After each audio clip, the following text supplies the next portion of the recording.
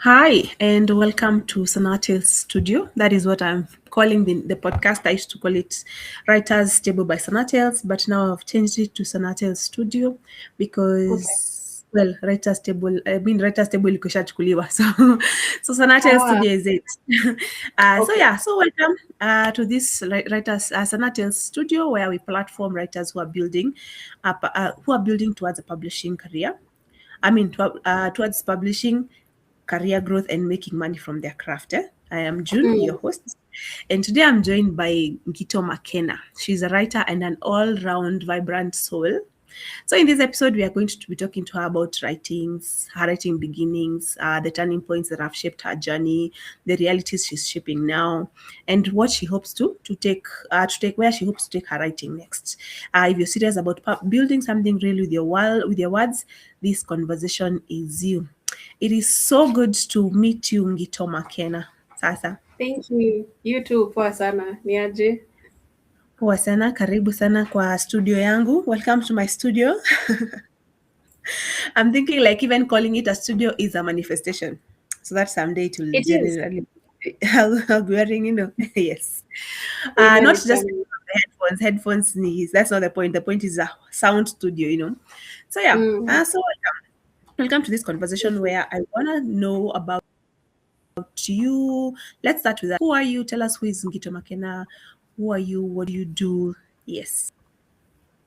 Huh. That's usually such a like if you're submitting like something and they ask for your bio and you're like, oh my god, I don't know how to Mm-hmm. describe myself. um I oh my gosh, let me start with the basics. I am a woman living in Nairobi, Kenya. Nairobi outskirts. Mm-hmm. I am a writer. I have written since I was 11 years old. And I am turning 30 in less than 2 months. My birthday is in April. Nataka happy birthday. Yeah. um, yeah, so McKenna is, I love reading, I love writing, I love consuming art of all mediums, from songs to films to photography to paintings to just any form of art created by artists, Mhm. human artists, I should emphasize. Yeah. Yeah, so that's a little bit about me. I guess in the next, like during this duration, you'll get to know a little bit more. That's awesome. So where do you work? What do you do? I am a freelance writer, which means I'm not employed anywhere. Mm-hmm. I do contract based jobs. So yeah, I am part of the gig economy. Yeah, that's kind of what has sustained me since I started hustling. Of course, I've done like a few non-writing related things just to kind of keep the lights on. But yeah, I do try to make sure those things are kind of involved in the art space or yeah. Um, that's mostly what I do. And of late, I think over the past 1 or 2 years, I've really been trying to refocus my writing to not just waiting for like a client to contact me for a gig, but Mm-hmm. also just writing for me. The point of art isn't really money. Money is just like a part of it in a capitalist society. Yeah. Yeah, so I've been trying to write more, as June is aware of, on my Substack, and yeah, that's been going great, I think. Yeah. That's awesome. So I also like that's how I started. I started working on Upwork Kwanza. That was in 2018 is how I got into the gig economy myself. And as you're Mm, speaking, I felt like there's a freedom that it gives us. It gives us a whole lot of freedom in terms of, I would say, self-expression rather, or rather just yeah. exposure in ways that you get to experience, you get to meet so many kinds of people, and you get to like to there in terms of like, oh, that person is actually doing this, and this person hired me to work for them, and they are just launching their company. You get, okay, for me, first of all, I started as a writer, and then now I'm a virtual assistant. But now I get to see work with founders, business founders, someone who is just building their own company. I get to see how it is done. And then June thought, I can do that myself. Therefore, That's pretty and then cool. that's how Sanatels became part of it. And I'm like, had this what I have learned in the last couple of years, basically because of working online, has brought me to this space where I actually dare to call myself a publisher, or rather I am daring to call myself, I can become a publisher. I am publishing books now. I am running a platform where we are running writing competitions. I am running I'm daring to start a podcast. But then Mm. that's not all. It's just not about the boldness. It's also about having certain set of skills to like apply in those worlds. I don't know if that resonates with you. Does it sound like something you have also like learned It or does. seen? Uh-huh. No, it does. It does resonate quite a lot. Getting to do certain jobs, yes, the being a freelancer does give you a lot of freedom.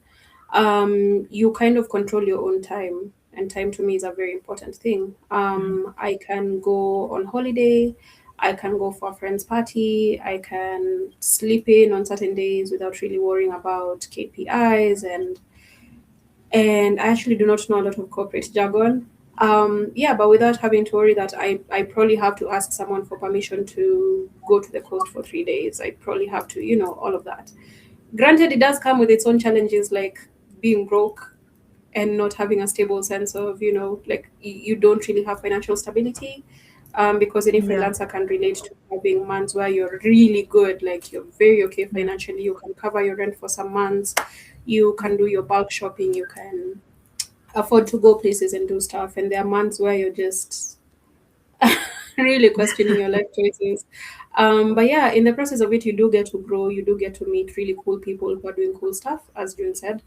Um, yeah, you meet people who are building things, you meet people who are starting things, you meet people who are basically following their dreams, and it gives you the motivation to start yours because you're meeting different clients every time.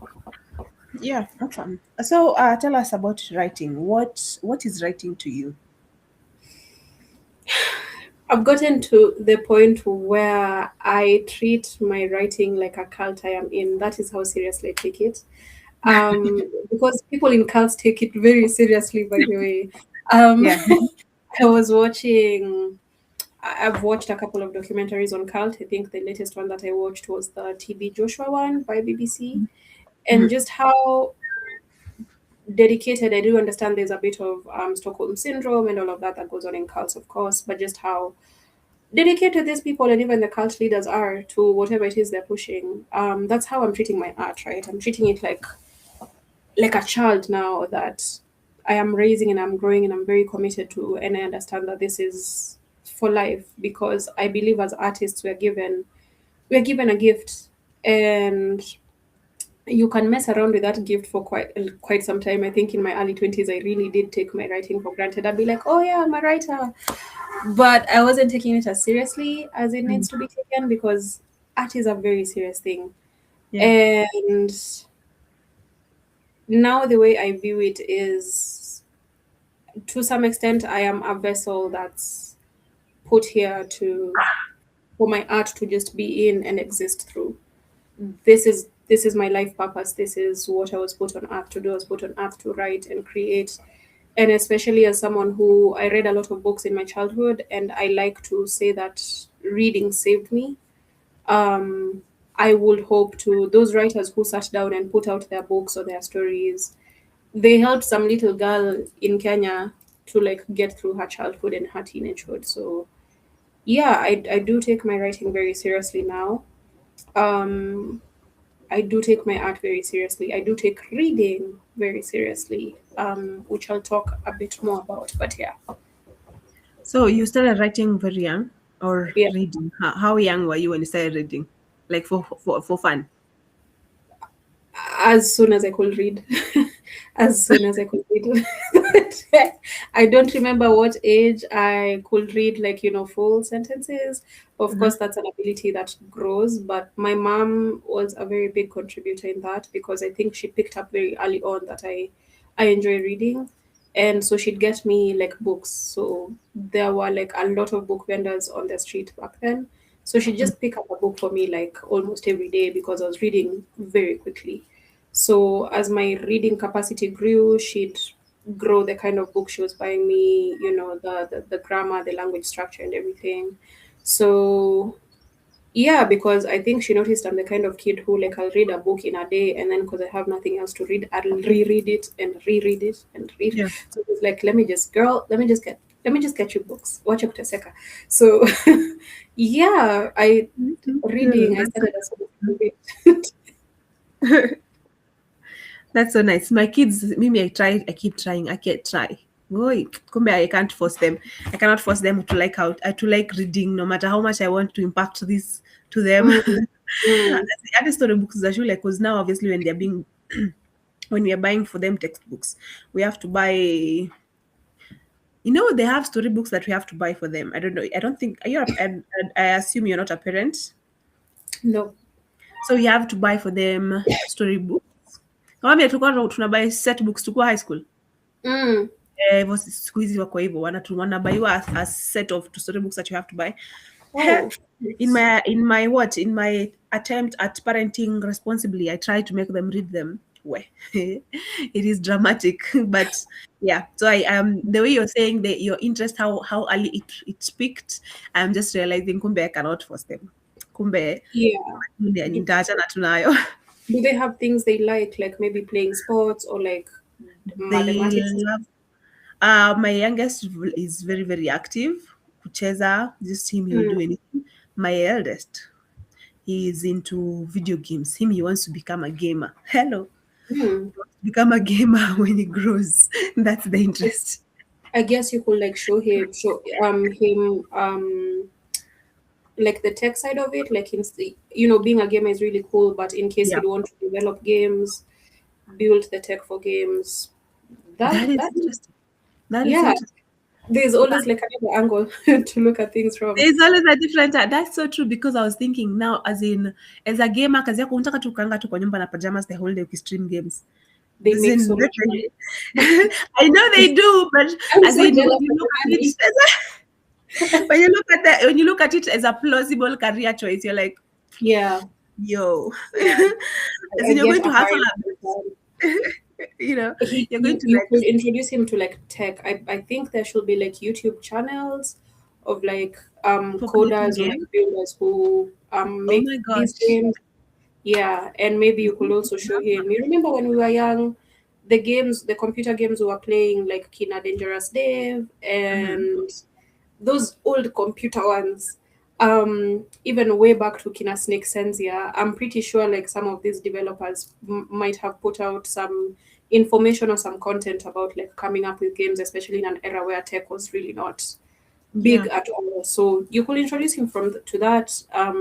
Tech does have a lot of money, and I know gaming is gonna be still keep growing. So yeah, he might be interested in that and might make mom a lot of money in the future. I love that. Thank you. Thank you for that perspective. Because yenyewe hata mimi nilikuwa like, we sasa I don't even know how to handle that. But you see, Yeah. you exchange ideas. That's so cool. Thank you. Tell us about your writing journey. When did it start? Um, I was 11 years old. That was class six. I don't know if that's the same thing as grade six now. It's sort of yes, it is. It's 11 years, Kind 6. Yes. Yeah. Yeah, so we used to call it class six. And I was just seated in class and like something came over me and I just wrote a poem. I Mhm. can't even explain it better than that. Nilianza tu kuandika. But I think it was during one of those reading periods we used to be given in school. Like there's no class going on, no teaching going on. So yeah, from then on it just kind of like rocketed, skyrocketed. I'd write poetry. My very first poem was about like bad governance, which I think a lot of African writers can relate to. Yes. Yeah, then In class we 6. got into high school. Sorry. Your first poem was about bad governance in class 6. Yeah, Yo. yeah. I think I still had a bit of memory about like the Moi era. Uh-huh. Um, yeah, because I remember like during the transition from Moi to Kibaki in 2002, I do have some memories from that period. I was young, but I do have some memories. And I remember there being a shift even in the house. Like it felt like there was more freedom even in the house, and I couldn't explain it back then. But yeah, and so just kind of watching now Kibaki's era and the economy kind of picking up. but still watching like bits and pieces of the news and seeing, oh, this amount of money has been stolen, oh, and also hearing how parents will speak about wanaiba tu pesa yetu, huyu Mm. anafanya hivi, you know, like, you Yeah. as a child you did have an understanding of like the politics in your country from early Yeah. on. Yeah. um, so yeah, my first poem was about bad governance. I think we touched a little bit of it. I don't remember if they were teaching us about governance in social studies. No. um, no. So yeah, it was probably just from the news and from hearing adults speak. um, so yeah, then after that, I don't remember what I wrote next, but I do remember like now going into high school, you remember compositions became a bit more serious. You Yeah. were told to stop writing Frog's Kingdom and all those other things were taught in primary. And Mm-hmm. so that kind of gave my writing a chance to grow. Mm-hmm. Um, I really hope they're not telling kids to write Frog's Kingdom and stuff like that in compositions in primary anymore. I don't know. But I don't think so. No. Yeah, because that was quite limiting, for, especially for maybe a child who'd have grown their potential much earlier. Frog's Kingdom Um, ni gani? Maybe I'm losing napoteza oh, yeah, I dunia. went to the Frog's Kingdom. Like I went to the shower. Like I went to take a bath. They used to. You remember they used to tell us to like. You know, I woke up at the crack of dawn and went to the Frog's Kingdom. Then I had a breakfast fit for. I'll actually look for like a sample composition from like the 844 system. In primary, like Uh, you'd even get points for writing like that. Like Frog's Kingdom, you'd get like points for writing like that. And then we went mm-hmm. to high school and they told us like, stop writing like that. Just say you took a bath. Yeah. Don't tell us Frog's Kingdom here. So Oh. yeah, Yeah. yeah. So I now in high school, of course, my reading level had also advanced. I was reading. I'd actually started reading like Sydney Sheldon books in primary because my mom had some in her home library kind of thing. Because as a young lady, she used to read a lot. And she told me very specifically, don't read these books, they're for adults, which now I would not like a child reading a Sydney Sheldon book. But yeah, I finished everything in the house and I went to Sydney Sheldon, which of course was advancing my creativity at very insane levels. Um, yeah, so in high school, I think I even tried, I have like two unfinished novel manuscripts from high Mm-hmm. school. Mm-hmm. Um, and now I learned to write about like things like crime and murder and love and betrayal and all of this. I did have teachers in high school who really encouraged that ability in me. And yeah, I remember there was that thing where the babe, who the person who can write really well, like you pass around their writing book during prep so that people can read it and that kind of thing. Yeah. um, yeah, I was the kind of person who, during maths or chemistry class, I had a novel on my lap. I was reading a novel the entire time. So Yeah. yeah, that a lot of my active writing was done in my childhood and teenage years. Then I went to university. You know what happens to you in university? You really lose sight of quite a lot of things, Yeah. and you're Yeah. focused on being an adult who can now have fun and you have an ID and everything is new and Yeah. fantastic. Yeah. So I did lose sight of it a bit, but I was my first paid writing gig was for Kenyatta University magazine. Um, yeah, I got paid 6,000 for that, which was not bad money at the time because this was around 2017, 2016. And yeah, I had a blog on WordPress called Sunday Service. It's still up, but please do not Mm-hmm. look for it. Uh, some of the pieces there, I'm like, wow, I had a long way to go. And yeah, but then I started hustling, started now looking for money. Now adulthood got a bit too serious and I started looking for money. And the writing kind of had to take a back seat unless it was like a job. So I feel now in my very late 20s, very late 20s, is Mm-hmm. when I'm kind of coming back to it, right? Is when I'm now like, oh, like this brain and these hands have been given to write, like they're not just for pay. Like I can write Yeah. for myself Yeah. and then community, right? So yeah, that's kind of been my journey as a writer. But very big shout out to my mom for buying all those books. It got really stressful. It got really Mm-hmm. financially stressful for her. Mamangu hakuwa naenda supermarket na mimi. She was not. No way. She was not going to the markets with me. Cause I'd go straight like when Nakumat was still a thing, I'd go Mhm. straight to the book section and sit Yeah. there and start reading the back like books, and then I'd present to her a book that's like 1,000 bob and tell her Oh nataka my hii. gosh. Ah, And remember what 1,000 bob was? So, like, no, she hakuwa na mimi. Like she would only go to supermarkets with me when she really had to. Like if it's before Christmas and we are going to Shags, so we are doing shopping like before we go. Yeah, and the attendants in certain supermarkets knew me. So if she'd say no to the book, they'd like intercede on my behalf. Like unanunulia tu mam. mm. Unajua hata ni vizuri kukuwa na mtoto anataka kitabu badala mtoto anataka toy. And that was she was losing her mind. um, yeah, so that's kind of been my journey. So shout out to her in the right high school made me the right I am today. That's awesome. Karibu mwanze lipa polepole ya vitabu. Fungua account. You are depositing it every end month. Salo ingine inaenda kwa. That sounds, yeah, but I'm Yeah, grateful and I'm glad because I'm pretty sure while she like was at war with that, it was, silently she's happy. My daughter loves this yeah, hobby. This hobby is like for yeah, reading. It's pretty cool. I relate with you the idea of like una mko maths chemistry lesson no kona kitabu kona novel. This is why no wonder some of us perform so poorly in some of those subjects. Because yeah, yeah. I know. but not the wrong things. You know that the funny thing about 844, why on earth was I learning chemistry? For what benefit does it benefited me? Like chemistry, I should have done biology to the extent that it benefited me to understand my body and how the world works. And Yeah, then that yeah, full stop. I yeah, did not need to learn yeah, so many other things.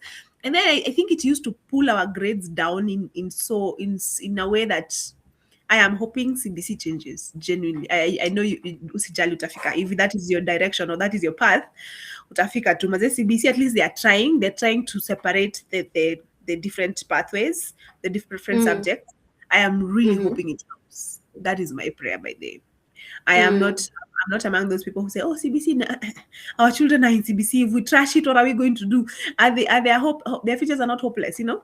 So I'm really hoping that it helps because maybe some things I learned to date, I don't know what they were for, genuinely. You know, mm, mm. we should have dropped them at some point. You say that to question drop V2 form 2. I don't know whether we'll 8 for first year. We have to Yeah, drop V2 form 2. Evo, we should have been dropping a whole lot more than two subjects. Wait, we were dropping only exactly, we were exactly. dropping only two. Yeah. Yeah, tulikuwa na drop mbili pekee because we're doing I did math, I did chemistry, I did biology, I did English, I did Kiswahili, I did home science, I did theory, I did history. Oh my god, this is too much to learn. Actually, Yeah. I'm already at 8. Yeah. Yeah, I think the only things I dropped were like French and music. And No, French agriculture. and And geography. Sorry, agriculture. And agriculture, yeah. I never got to do agriculture. Like, Oh, yeah, tukiingia high school, there was that thing they were doing where because if you're too many, they break you into certain groups. So like, I never oh. got to do business and agriculture and music. I did Um, business and agriculture. And then I dropped agriculture. I kept physics. I don't know why. I think I was crazy. I kept physics. I did physics all the way up to form 4. So I did all four sciences. I did four sciences. I dropped CRE. And right now I ask myself why. I love CRE. I loved CRE. Right now yeah. I am in church. I am very, religious in that path. But I'm like, had I just done CRE, maybe hata ingevuta grades juu kidogo. Mm. Kwa sababu hizo sciences, I don't know what I was doing. They would have You left had me the with option to drop mathematics alone. CRE. I had, imagine, let us drink African nini by the way. Wow. Yeah. That is, I think being Oh, in I a dropped Catholic CR school. and history, but then I also didn't do history. I hated notes. And history had tons of notes. Yeah, that's true. Even CRE, like notes zilikuwa mingi Eh, sana. siri pia ilikuwa na Yeah, notes. Nini? Sini Bible. exactly. It is a big book, like, and you have to write notes so that you understand. You Oh know my that thing gosh. of if you write it, you remember. Aki CRE, I used to get into so much trouble because of CRE notes, and I loved it as a subject. I'm not religious, but to date, I still love quoting like things in the Yeah, Bible, like really interesting stories. yeah. I was explaining to someone recently why doctors have the snake. thing on Mhm. their logo.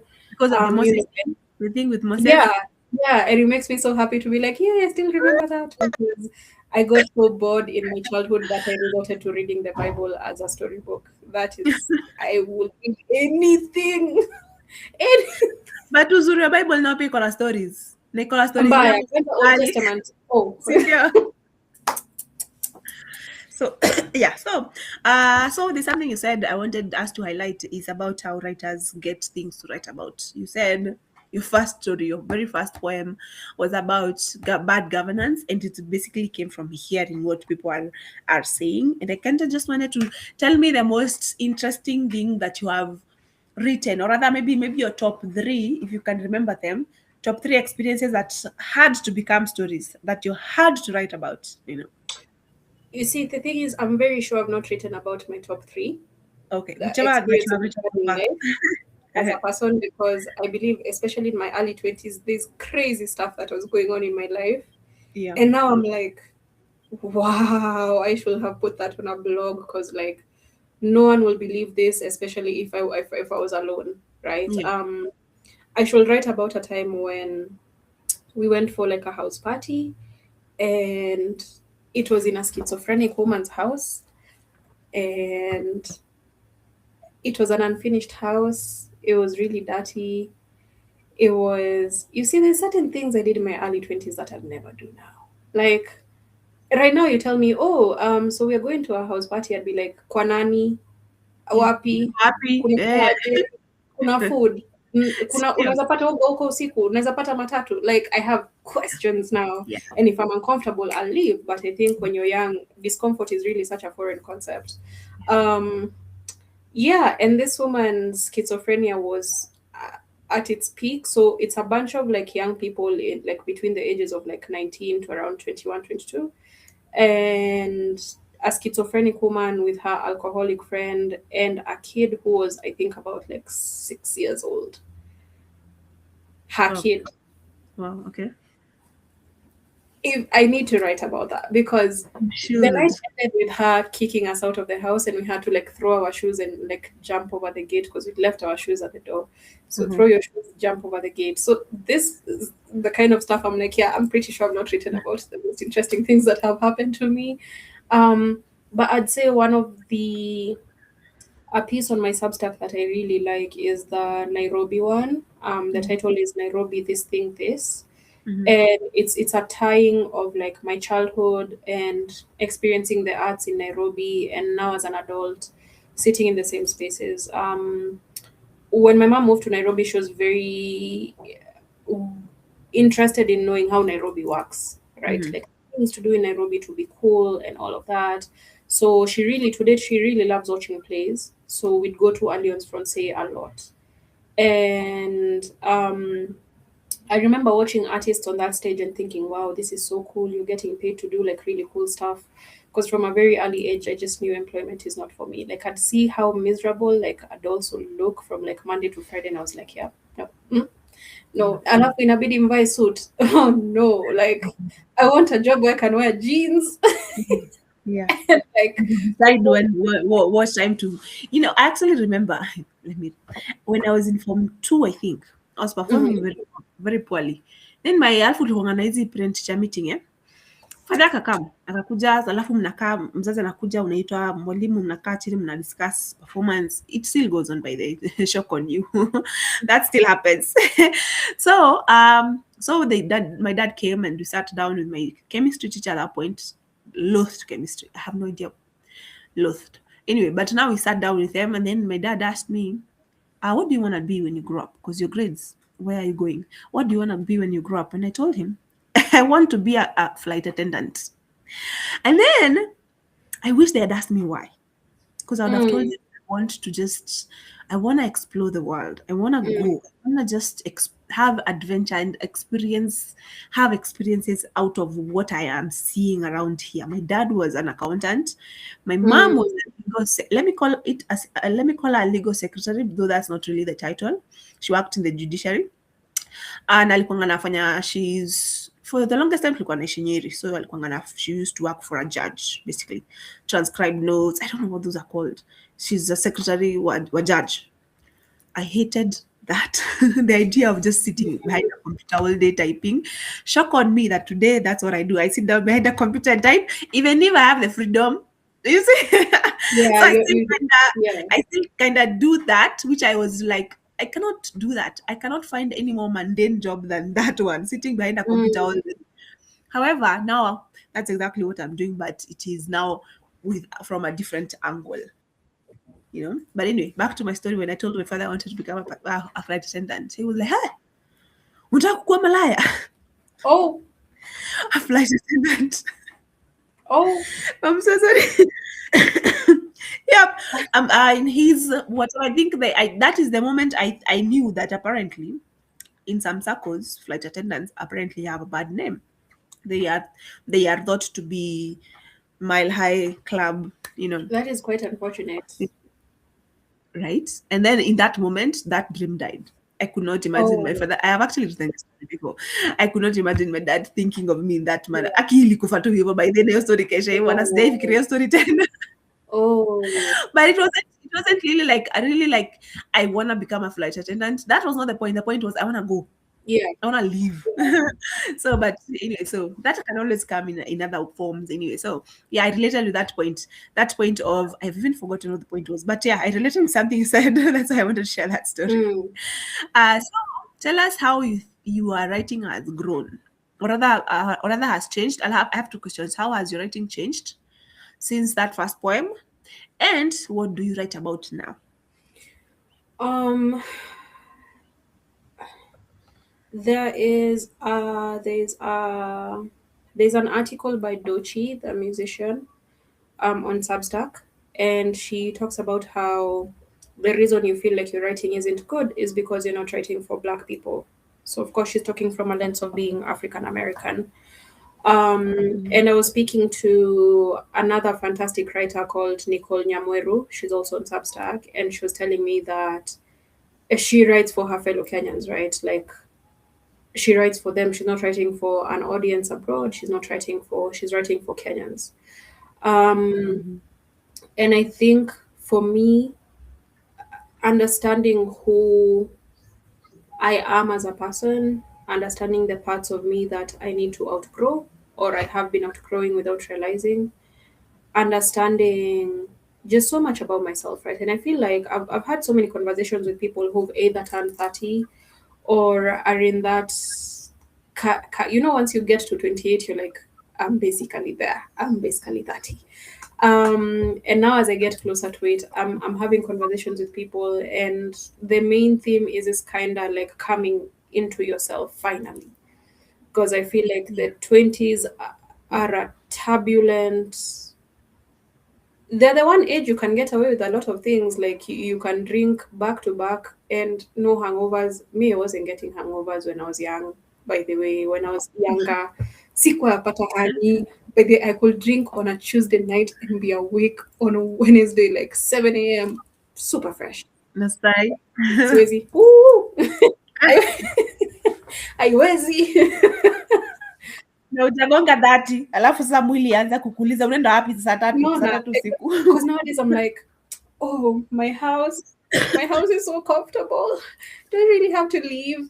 And I think I'm actually making a more conscious effort to get out of the house, right? Like also remember I am still young, and at whatever age, as long as my body is moving, I also need to be moving. But that's besides the point. Just kind of realizing that your 20s were kind of like for fighting. I think that's the best word. um your 20s is where you think you're so sure of yourself, you think you're so sure of your beliefs and your character. And right now I'm looking back at, like, these 10 years, and I'm like, yeah, I really was not sure about a lot. I wasn't, and I'm not the type to go lecture people who are like in their 20s right now, like, oh, you guys should no live life according to the age you're at. But like now I'm looking back at my own life and I'm like, I there's so much I didn't know. There's so much I needed to learn. There's so much I couldn't see. Literally, hata niambiwe sioni, siski, siambiliki. Like, because I think Mm, I am not a child anymore. I have an ID. What are you telling me? yeah.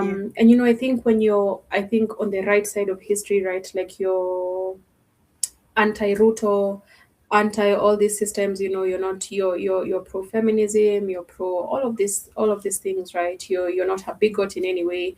You tend to think that you're very correct on everything else, right? Because I won't sit here and judge a woman for her choices. I won't sit here and judge someone who wants to get an abortion. I won't sit here and judge. These are politics. I've grown since my early 20s, right? And because of that, I thought I am correct about everything else, right? My opinion is right. Like if we're in a friendship, if we, Yeah. my opinion is right. And Yeah. unlearning all of that, like kind of shedding that skin like a snake. Mhm. You know how a snake like hides itself and you shed ngozi just kind of become a new thing. That's what it's felt like for me, and it's impacted my writing so much. Um, I feel like I'm able to go back to forms of writing nilikuwa na feel nishapoteza. Like I tell people, oh yeah, writing poetry is what I began with when I started writing, but I don't write poetry anymore. I'm writing poetry again because Right. so much noise in my head has like quieted down so much. I'm reserving so much energy for myself, like sina energy ya vitu squeezy like when things happen and kitambo you'd be like no no, you're trying to explain yourself, you're trying to like be understood, and now it's just like sina nguvu, wewe fikiria kama unataka kufikiria bro, like I don't Was it, you have, I feel like you're describing a that does not stop for information. yeah. That growing that you're going through. I have 10 years on you, I think. Whoa. You saying you're 28. You are 28, 29. right? I have less than 2 months And of being 29. I'm 37. Ah. I'm turning 38 in a few months, in June. Mm-hmm. That's why I'm called June. Oh, that's very creative of your parents actually. I do wish I was connected to. I sitasema jina yangu ya kwanza hapa unless unitumie mpesa ndio unaweza jua, but like yeah, your parents thought of them. Awesome. So yeah, but so that thing you're talking about shedding off so many stopping kuacha kushinda kujitetea all the time. uh, I think I've been going through it for a decade, just learning and unlearning, and just at times you cannot argue there.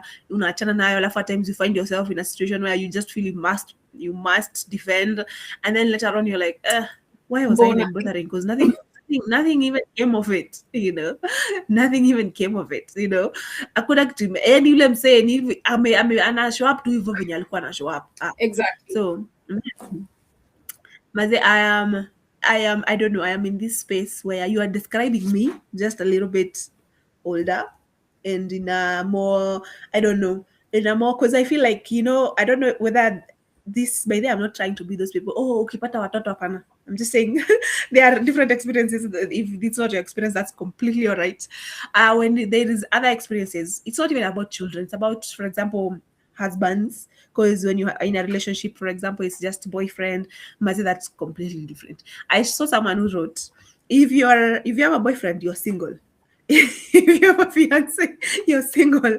If you've been engaged for 7 years, you're very single. If you as in the only time you are with someone is when you're married. Well, it was supposed to just poke holes and just mess with people, Mm.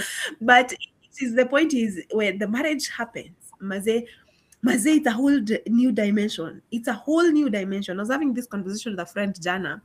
She's separated from her man, and she's going through, and her relationship was abusive when she was with that dude, and they have so many children. Okay, now I'm exaggerating. They have 4 kids, right? But she walked away with the kids. Maze, you get into a marriage. You see the Ngito Makena you are discovering now, assuming completely hypothetical, assuming by 35 Ngito has a man and they are married. Maze, I kid you not.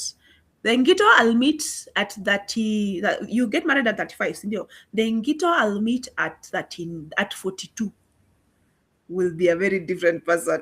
As in, like, I feel like you are completely uncovering a new identity, which I applaud Yes. completely. I wish I had that uncovering when I was that young. You are uncovering a new identity right now, but I also feel like that uncovering does not stop. You are not really kwani I'm how many layers? I'm an Yeah. onion. I'm a Shrek. You actually are an onion, like tears involved and all. Ah, all the time. Yes. And It's then now she sent that same lady sent me something about the Sophia stage of a woman. We have completely derailed our conversation from writing, but okay. so, so she was talking about the Sophia stage of a woman, and it is when she stops, she just is content with who she Mm, is, completely just okay with who she is. She does not need to perform to feel loved, tufuatiliana na wewe mambo ya simu bedhi, hata mimi bedhi mambo ya simu uliachana nayo kitambo, maze fanya kenye unafanya, do what you need to do. Oh, kama ni nakubamba acha kubambia huko. As in, she comes into herself and just falls in love with who she mm, is, and I feel like I'm covering that, mm. and I cannot wait to fully embrace that, so that niache kusumbuliwa na vitu ndogo ndogo. So yeah, just Yeah, kusumbuliwa na vitu ndogo ndogo is actually the key. And I think you, before I'd kind of, when people will be like, wachana tu na yeye, wachana tu nayo, I'd be like, but mbona, isn't that being weak? Like, why will they say that? Why would they do that? Why will they? At this point, like, the only time I'm exerting energy is when it's really needed. It's really needed. And especially if you come from a typical African family. Um, yeah, and I've read so yeah. many fantastic pieces on Substack. And the recent one I read was by a girl called Wanja. Wanja, if you're watching this, Mhm. I just want to hug you. Like, thank you for that piece, first of all. And it's about her being in the backseat of her mom's car and just kind of wanting the mom to see her. And realizing that a lot of our characters, a lot of even that need to be understood, they need to be seen, they need to be heard. It all stems from somewhere. And all of our nonsense you talk utotoni, you're not really a Yeah, new person. there, Yeah, you're not really a you new know, person as an adult. It's just manifestations of whatever you went through as a child. And just even yeah, uncovering all of that and just being like, it doesn't matter. So like back to what it I said does at the not. beginning of this podcast, all that matters now to me is my writing. That is Yeah, all that's I care about. That like, even when you are, there's something you've said about it originating from somewhere. It also, as a woman, you're raised in a particular way. For example, if you have brothers and you have, obviously you have a dad, but if you're okay, not obvious, I but actually do not have you a know. dad. So So no, no. So for most, like, typically you have male figures in your life, mm, right? And they raise you you are raised in a way that they protect you, right? You are taught to expect certain things from men, which is protection, which is madem wafanye hivyo. Like, I remember when we were in in college, like you were saying, when you're in college, you just need to throw some hands in the air and said, I want to experience this. mm, So that's what I did when I went to college. Me nilikuwa Mombasa Polytechnic. Hiyo time ilikuwa inaitwa tu Mombasa Polytechnic. mm, Every Friday, and I don't know if my mother listens to my podcast, but this is what used to happen, mom. Every Friday, not every Friday, but most Fridays, we tulikuwa tunaenda Tembo.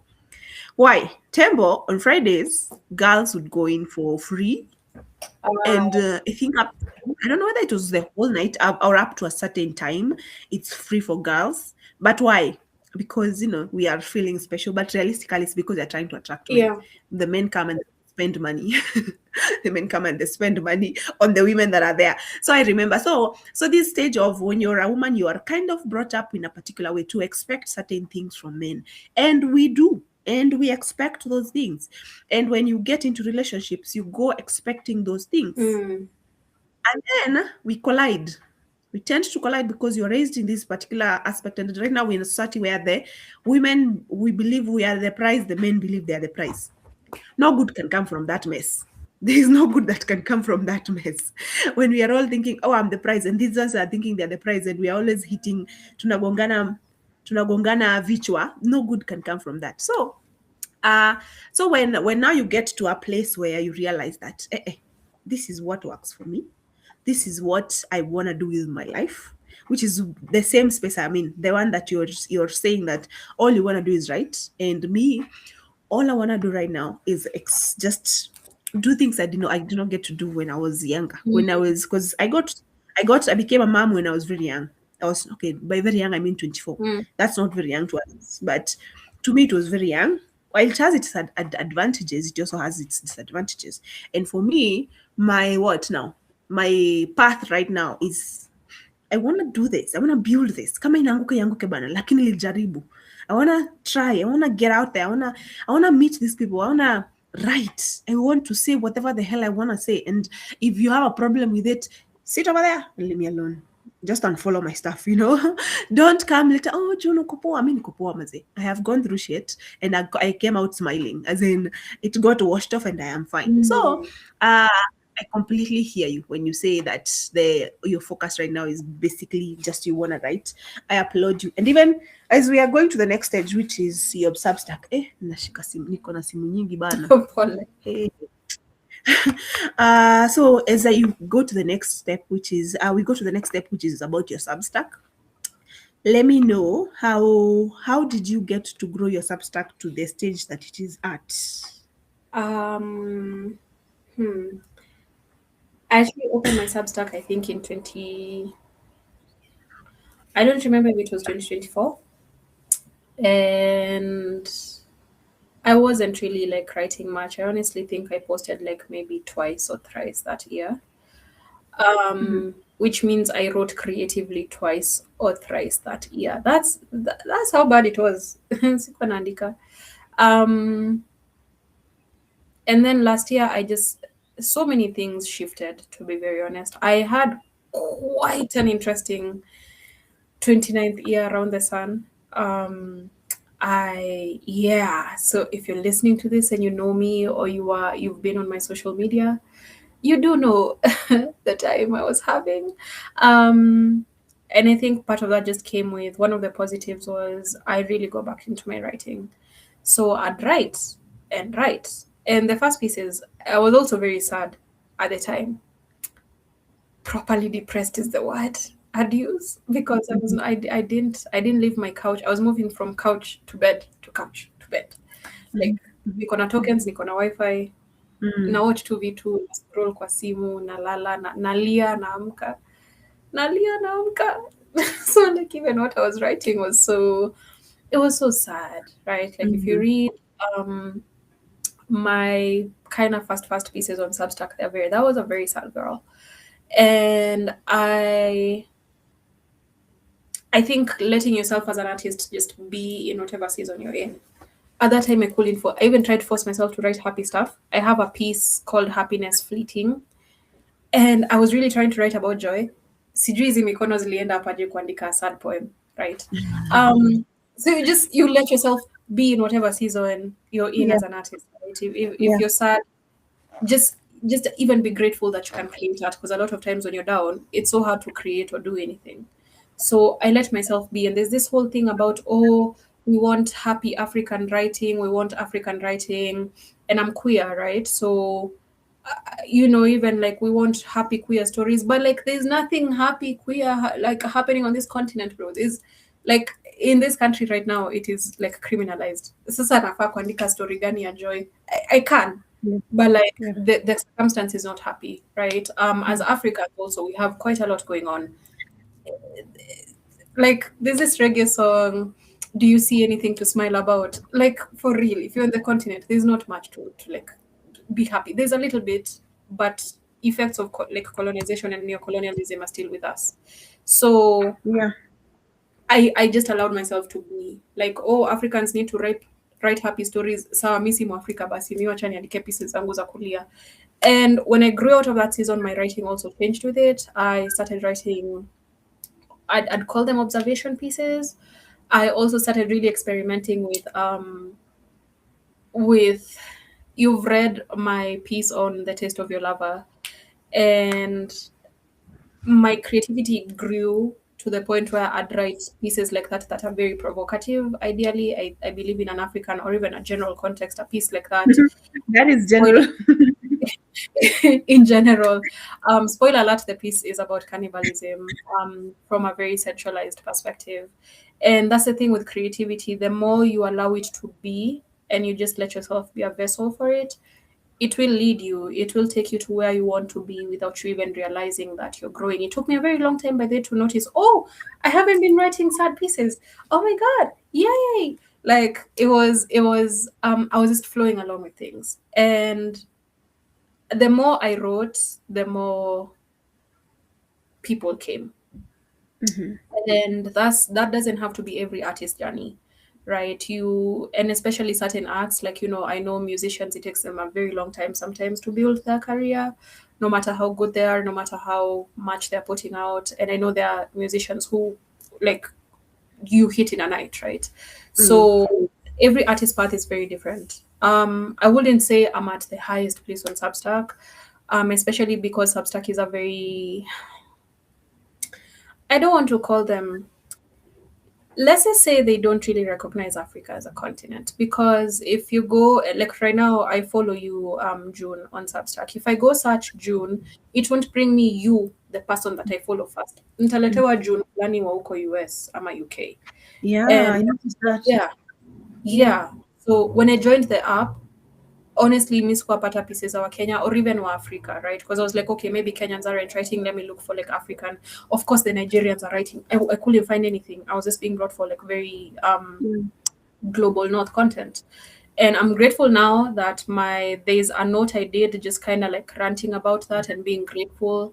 And I started doing this thing on my Instagram. My Instagram is Ngito Makena. I would post excerpts from like Kenyan writers' Substacks, so that more people can discover them and they don't have to go through months on Substack thinking Kenyans are not posting on there. Yeah, yeah. And yeah, so as we speak, my Substack is at 1.5k subscribers, which is 1.8. 1.8. Oh, 1.5. Nilikuwa nimeona 1.8. Ningeshangaa mnataka kutoka wapi. I have my Substack notifications off though, Oh, so I don't really see stuff unless I go on the app. So the key, honestly, that I'll give any creator is just please write and also consume art, and especially in an era where a lot of what we're consuming on our phones or our devices is like you're on TikTok, you're on IG watching reels and like content creator, influencer stuff, which is cool. Um, mhm. but you also need to consume art. You cannot create if you do not consume art. So if you're a writer, please I read, think, watch films. YouTube yeah. has a lot of free award-winning films, by Africans, by Mm. people from all over the globe. Like just consume art because for me it has made quite an impact for me. So that's kind of Yeah. my Substack journey. So I have a question. One of the strangest books I've ever read is Verity by Colin Hoover. I don't know if you know that book. You know Yeah, Colin I Hoover. know of Colleen Hoover. You know. I don't think I've read any of her books. Are you like, do you have an issue with her? Because I'm about to recommend a book I want you to read, but if you don't like her, that's something Not else. really. I think I just have not gotten to like reading her stuff. Like there's so Ah, many like trending books online. So yeah, I've just not gotten there tafu- yet. tafuta Verity. Into a Mm-hmm. Verity. Just look for it, and it is one of the most, in my opinion, when I read it, I was like, something is wrong with this author. Something is wrong with her head. I swear that was what I walked away with. Mm. Umewatch it, inaitwa Behind Her Eyes. Niliwatch, I Iko think Netflix. 2022, Yeah, sikuimalizia. when it was trending. Sikuimalizia, but When it was sorry? trending, you watched Yeah, it? but I didn't finish it. So I know there's a very big twist at the end. So it's actually on my list Yeah. right now. Nataka kurudi nianze tena. But I know I know it is quite a journey. No, it is quite a journey. Now Verity is the same. So go and read Verity, then you'll come and tell me. Now this book. So when I finished reading, I was like, what, how do you sit down and write this? As in, maybe Aki, I have a very serious problem, not a serious problem, a very serious challenge. Maybe I like daisies and balloons. Mm, Or actually, my favorite stories generally are. Have you read Akota, A Thorn with Coat of Thorns and Roses by Sarah J. Maas? No, it's about fairies, but it is not the fairies that as in like Tinkerbell. It is about fairies with bat wings. They are devastatingly handsome mm, and all that. Those tropes, the tropes that this dude is hot. And some damsel who is not such a damsel really, but she's a warrior in herself. I don't know. Those are my favorite. mm. She's a warrior. I love these fairies have powers. So as in, I love that genre because at the end of the day, maybe we get a happy ending. We get to smile at the end. So when I read Verity, I was like, something is wrong with this person. Something is wrong with this woman who wrote this book. So when I read your piece about a taste of your love, I was, what is the name? What is the name? Hata nikakuuliza kwa comments, ni nini mmenituma huku kufanya nini? But it was like I honestly paused because I am in this space where I need to be. I do not like come and tell you because now I already said I'm religious and clearly you're not. And you have said you are not. Saa nikaanza kuambia mazee hili ina shetani. Like, can you imagine if I approached you Yeah, in that yeah. one? Now this conversation would be happening, right? And everyone has their own journey. Me, what took me to religion is my own path. What takes you to wherever you're going is your own path. Kila mtu ako na safari zake. So honestly, when I read that, I was like, okay, this is not for me. But I am curious right now as we are speaking, now that I've met Ngito Makena, what brought that upon, or what brought that on? Especially, I'm actually going to go here. Oh God, help me. Oh, please forgive me if this It's is okay. wrong. Please just be honest. Uh, Especially with the Epstein stuff happening, with So, the Epstein file. yes. Oh my God. I was having a conversation about this with another amazing writer called Kimemia Masharia. He does history pieces on Substack. He's a fantastic writer. Um, Now, let me tell you, Epstein was not in my head when I wrote that piece. I think I wrote it sometime last year ish, maybe mid to kind of later in the year. And the whole thing with Epstein and the eating of children had not come out. Or rather, I'd not heard about it because up until now, I actually haven't really followed up well on his case. I just know he was a very messed up person, as a lot of billionaires tend to be. So, what was I thinking when I wrote that piece? So the thing with me is I will get an idea out of nowhere. Naweza kuwa kwa matatu nimekaa. Hi, are you still there? Let me. Okay, guys. Hi, we are. Let me just text June.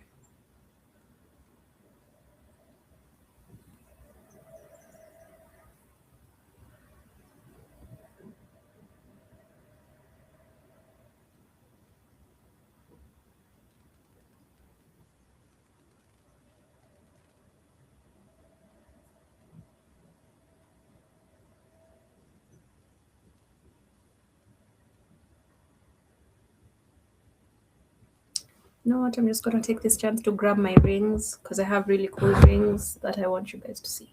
So.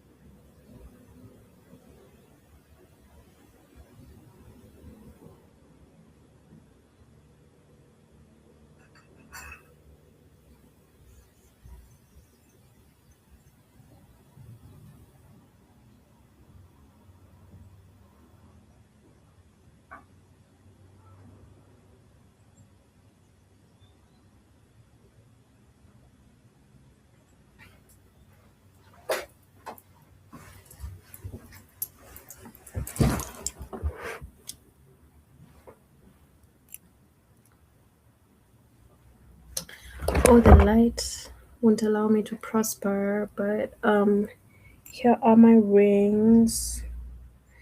Here are my rings. And I'm gonna end this now. So, toodles. Where do I end this? Please get a Substack account and like read work from like Kenyan writers. They're really amazing.